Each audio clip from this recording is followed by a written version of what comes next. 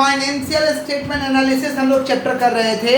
Financial statement के तहत क्या आता है, इनकम स्टेटमेंट और बैलेंस शीट। इसके टूल्स अलग अलग थे, जैसे हम लोग को पढ़ना था इस चैप्टर में कंपैरेटिव स्टेटमेंट, तो कंपैरेटिव स्टेटमेंट हम लोग कर चुके हैं।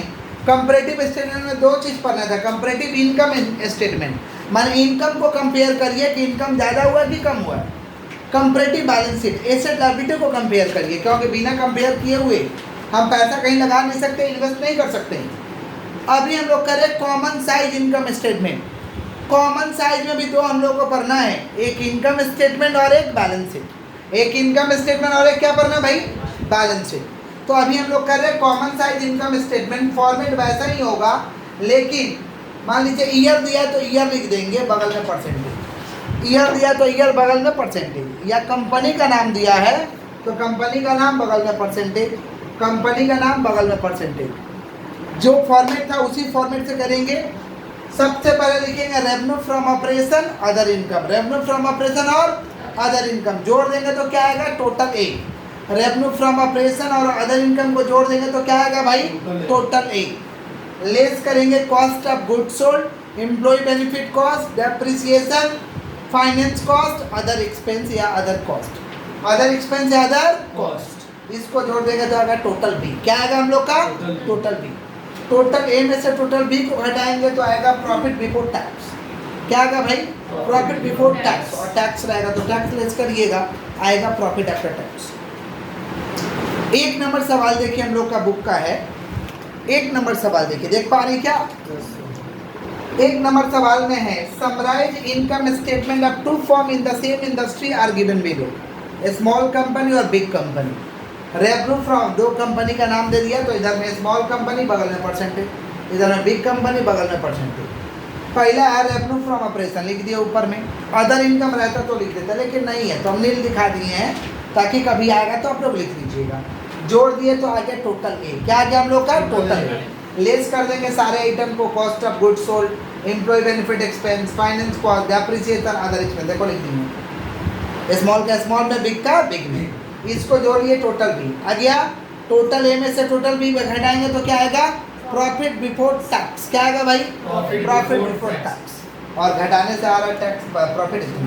अब इसका परसेंटेज कैसे निकलेगा ये समझना जरूरी है। कॉमन साइज इनकम स्टेटमेंट का रेवेन्यू फ्रॉम ऑपरेशन हमेशा 100% होता है। रेवेन्यू फ्रॉम ऑपरेशन हमेशा 100% दे दीजिए।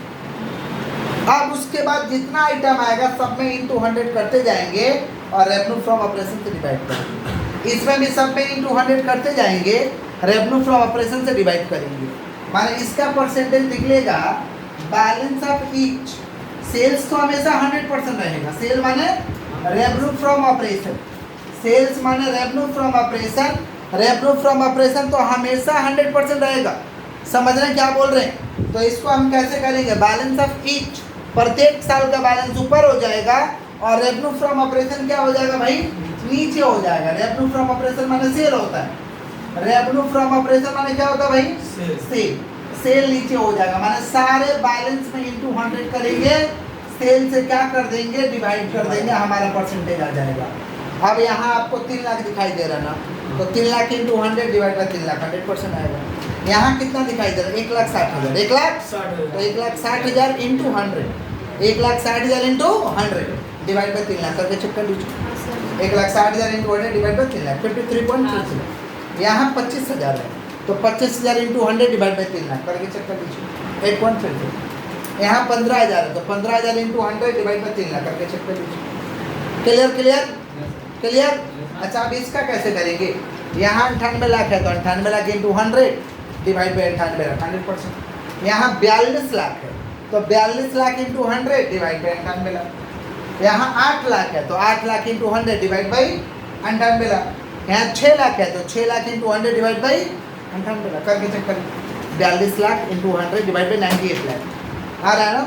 कोई तकलीफ कर लीजिएगा, कोई दिक्कत, कॉपी करिए फिर आगे बढ़ते हैं। आप तो इसमें जो किया है सही, किसी में परसेंटेज नहीं निकाला बाबू, नीचे आंसर दिया हुआ परसेंटेज का, वहाँ सोल्यूशन नहीं है, समझे क्या बोल रहे हैं? तो आप आंसर मिला सकते हैं कि आंसर मिल रहा है या नहीं मिल रहा। सुनिए कॉमन साइज इनकम स्टेटमेंट हम लोग करें, थोड़ा हाथ को स्टॉप रखिए। ये ओल्ड फॉर्मेट से, इसके पहले वाला जो सम के वो न्यू फॉर्मेट से था, ये ओल्ड फॉर्मेट से ये कई दफ़ा सम आया हुआ है। मिसिंग आइटम है इसमें, समझ रहे हैं। ओल्ड फॉर्मेट कैसे था हम लोगों का, sales minus cost of sales या cost of goods sold, sale minus cost of sale या कॉस्ट ऑफ गुड्स सोल्ड। आता था ग्रॉस प्रॉफिट। इनकम है तो ऐड करिए, खर्चा है तो लेस करिए। इनकम है तो ऐड करिए, खर्चा है तो आता था नेट प्रॉफिट बिफोर टैक्स। उसमें से टैक्स लेस करते थे, आता था नेट प्रॉफिट आफ्टर टैक्स। अपने बुक का हम 15 नंबर सवाल दिए हैं, सेल्स नहीं दिया है तो कॉमन साइज में सेल्स क्या बोला, 100% होता है। सेल्स क्या बोला भाई, 100%। उसके बाद में ऑफिस एंड सेलिंग दिया हुआ है, लिख दिए हैं। अदर इनकम दिया, लिख दिए हैं। उसके नीचे दिया total cost of sale 75% of net sale. माने कॉस्ट ऑफ सेल जो है, सेल का 75% है। सुन लीजिए ध्यान से एकदम, माने cost of sale 75%। Cost of sale कितना है, 75%। तो सेल से 100%, कॉस्ट ऑफ सेल 75% है, यानी ग्रॉस प्रॉफिट कितना परसेंट होगा, 25%। कितना परसेंट। तो हाथ को स्टॉप रखिए बालक लोग। पहले सुनिए, नेट प्रॉफिट बिफोर टैक्स दिया है, माने क्वेश्चन में दिया है net profit before tax, selling and distribution expense, other income, और कॉस्ट ऑफ सेल 75%। सेल 100% होता, लिख दिए हैं। 100 में से 75 घटाएंगे, 25 अपने से आया। क्लियर, सुनिएगा ध्यान से। अच्छा बताइए, नेट प्रॉफिट बिफोर टैक्स कैसे आता होगा। ग्रॉस प्रॉफिट में ये ऐड क्यों और ये लेस क्यों, तब नहीं आएगा। ये ग्रॉस प्रॉफिट में ना, यहाँ तो आइटम नहीं पता, तो इसमें ये ऐड करेंगे, ये लेस करेंगे, तब नहीं आएगा। तो हमको बैक जाना, मानो बैक वापस जाना। तो लेस वाला को क्या कर देंगे, ऐड, और ऐड वाला को लेस। तो 1,20,000 में 60,000 ऐड करिए, 1,80,000, और 1,80,000 में से 20,000 कितना बचेगा, 1,00,000। ये हुआ ग्रॉस प्रॉफिट। अब फिर से सोल्व करके देखो, ऊपर से 1,60,000 20, 1,80,000, 1,80,000 में 60 जाएगा, 1,20,000। समझे क्या बोले, माने ग्रॉस प्रॉफिट हुआ 1,60,000, 1,60,000। अच्छा बताइए, ग्रॉस प्रॉफिट 25% है, 100% कर देंगे तो क्या आ जाएगा, सेल आ जाएगा। 100% कर देंगे तो क्या आएगा, तो 1,60,000 इंटू 100 डिवाइड बाई 125 करिए। 1,60,000 इंटू 100 डिवाइड बाई 25, माफ करिए, कितना हो रहा है, 6,40,000। 6,40,000 सेल हो गया, 6,40,000। ग्रॉस प्रॉफिट हो गया 1,60,000। डिफरेंस कर दो, क्या आएगा, cost of sales. Cost of sales, अरे इसमें से घटाएंगे इसको तो ये ना आएगा। अब ये दोनों पता होता है, घटा दो ना। 6,40,000 माइनस 1,60,000, 4,80,000। ये हुआ कॉस्ट ऑफ सेल्स। अब परसेंटेज निकालना है। सेल्स 100% होता, लिख चुके हैं। कॉस्ट ऑफ सेल्स का निकालोगे परसेंटेज ना, तो दिया है 75, निकालोगे भी तो 75 है। 4,80,000। अच्छे से परसेंटेज कैसे निकालना है, सब में इंटू 100 डिवाइड बाई सेल्स, सब में इंटू 100 डिवाइड बाई। तो देखो 4,80,000 इंटू 100 डिवाइड बाई 6,00,000 मार के देखो 75% आएगा। आ गया। ये 1,60,000 इंटू 100 डिवाइड बाई 6,00,000 मार के देखो कितना आ रहा है, 25% आ गया। अब 20,000 इंटू 100 डिवाइड बाई 6,00,000, 6,40,000 ये वाला 3.125। ये करिए 60,000 इंटू 100 डिवाइड बाई 6,40,000, 9.37। माइनस में तो माइनस का, और ये 1,20,000 इंटू 100 डिवाइड बाई 6,40,000, 18.75। ये हुआ हमारा परसेंटेज। कोई तकलीफ, परसेंटेज का फॉर्मूला तो लिख देंगे कि balance of each, balance of each divide by sales. Sir वो एक बार फिर से समझिएगा सर। आप फिर समझा देंगे, सुनो फिर से समझा देंगे, हाथ को थोड़ा स्टॉप रखिए फिर समझा। अच्छे से सुनो, क्वेश्चन में दिया है कॉस्ट ऑफ सेल 75% और कुछ नहीं दिया। अदर इनकम दिया है 20,000, selling and distribution 60,000, net profit before tax 1,20,000। अच्छा ये 1,60,000 नहीं है, मिटा दो, तो बैक जाना है। तो ये 1,20,000 कैसे आया हुआ है, ये जोड़े होंगे, ये घटाया होगा। जब वापस जाना है तो ये घटाया होगा तो जोड़ दो, और जोड़े होंगे तो घटा दो। तो करके देखो 1,60,000 कितना आएगा। अब 1,60,000 25% है, तो 1,60,000 25% है, तो सेल निकालना है ना, तो 100 से मल्टीप्लाई कर दो, आगे 6,40,000। 6 लाख, अब 6,40,000 और ग्रॉस प्रॉपर्टी 1,60,000 घटा दो, 4,80,000 सारा कंप्लीट हो गया। अब परसेंटेज इधर निकाल दो, जिसका दिया है उसका ओके, जिसका नहीं दिया निकाल दो। क्लियर हुआ? क्लियर सभी लोगों का? अच्छा ये 25 कैसे आया? मान लो सेल 100% है, मान लो सेल, और कॉस्ट ऑफ सेल दिया 75%, तो 100 माइनस 75 25%। समझे क्या बोले कि नहीं समझे? ये बहुत बार समाया हुआ है।